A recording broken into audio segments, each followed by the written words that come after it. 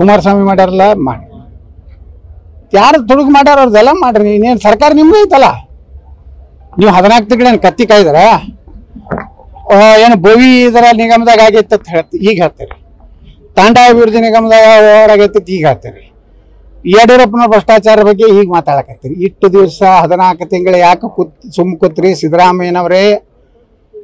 ಆ ಒಂದು ಬಂಡೆಗಲ್ಲು ಕನಕಪುರ ಬಂಡೆ ಯಾಕೆ 14 ತಿಂಗಳ ಬಾಯಿ ಮುಚ್ಕೊಂಡು ಕೂತ್ರಿ?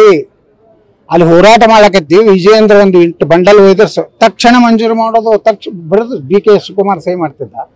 ಇವರೆಲ್ಲ ಒಳ ಒಪ್ಪಂದದಿಂದ 3 ರಾಜಕೀಯ ಪಕ್ಷಗಳಿಗೆ ಪೆಟ್ಟು ಬಿದ್ದಿದೆ. ಈ 3 ರಾಜಕೀಯ ಪಕ್ಷದಾಗ ಒಳಪಂದದಾಗ ಏನು ಗಿರಾಕಿಗಳದಾವಲ್ಲ ಅವರೆಲ್ಲ ಹೊರಗೆ ಬಂದು ಒಂದು ಹೊಸ ಪಕ್ಷ ಕಟ್ಟಲಿ. ಅದೇನು ಹೆಸರು ಇಡ್ಬೇಕಂದ್ರೆ ಒಳ ಒಪ್ಪಂದ ಪಾರ್ಟಿ ಅಂತ.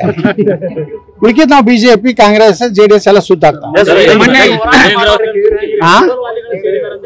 ಯಾರು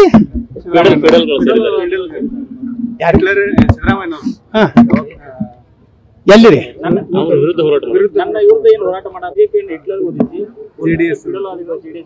ಬಿಜೆಪಿನ ಎದಕ್ಕೆ ಹೋಲಿಸ್ಯಾರಿ? ಮತ್ತ ಅವ್ರು ಸಿದ್ದರಾಮಯ್ಯ ಮುಸಲ್ಮಾನಿ ಇರ್ಬೇಕು. ರಷ್ಯಾದ ಸರ್ವಾಧಿಕಾರಿ ಒಬ್ಬ ಇದ್ದ, ಅವ್ರು ಮುಸಲ್ಮಾನಿ, ಇವ್ರು ಹಿಟ್ಲರ್. ನಾವೆಲ್ಲ ಕೆಲಸ ಮಾಡಿದ್ರೆ ಬಟ್ಲರ್. ಕುಮಾರಸ್ವಾಮಿ ಮಾಡ್ಯಾರಲ್ಲ ಮಾಡಿ, ಯಾರು ತುಡುಗು ಮಾಡ್ಯಾರ ಅವ್ರದ್ದೆಲ್ಲ ಮಾಡ್ರಿ. ಇನ್ನೇನು ಸರ್ಕಾರ ನಿಮ್ದು ಐತಲ್ಲ, ನೀವು 14 ತಿಂಗಳೇನು ಕತ್ತಿ ಕಾಯ್ದಾರ ಏನು ಬೋವಿ ಇದರ ನಿಗಮದಾಗ ಆಗೈತೆ ಅಂತ ಈಗ ಹೇಳ್ತೀರಿ, ತಾಂಡಾ ಅಭಿವೃದ್ಧಿ ನಿಗಮದಾಗ ಆಗೈತೆ ಈಗ ಹೇಳ್ತೀರಿ, ಯಡಿಯೂರಪ್ಪನ ಭ್ರಷ್ಟಾಚಾರ ಬಗ್ಗೆ ಈಗ ಮಾತಾಡಕತ್ತೀರಿ. ಇಷ್ಟು ದಿವಸ 14 ತಿಂಗಳು ಯಾಕೆ ಸುಮ್ಮ ಕೂತ್ರಿ ಸಿದ್ದರಾಮಯ್ಯನವರೇ? ಆ ಒಂದು ಬಂಡೆಗಲ್ಲು ಕನಕಪುರ ಬಂಡೆ ಯಾಕೆ 14 ತಿಂಗಳ ಬಾಯಿ ಮುಚ್ಕೊಂಡು ಕೂತ್ರಿ? ಅಲ್ಲಿ ಹೋರಾಟ ಮಾಡಕತ್ತಿ. ವಿಜಯೇಂದ್ರ ಒಂದು 8 ಬಂಡಲ್ ಒಯ್ದ್ರೆ ತಕ್ಷಣ ಮಂಜೂರು ಮಾಡೋದು, ಬರೆದು DK ಶಿವಕುಮಾರ್ ಸಹಿ ಮಾಡ್ತಿದ್ದ. ಇವರೆಲ್ಲ ಒಳ ಒಪ್ಪಂದದಿಂದ 3 ರಾಜಕೀಯ ಪಕ್ಷಗಳಿಗೆ ಪೆಟ್ಟು ಬಿದ್ದಿದೆ.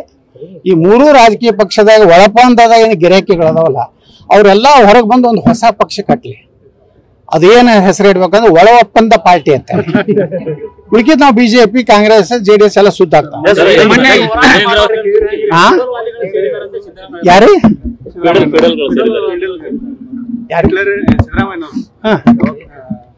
ಎಲ್ಲಿರಿ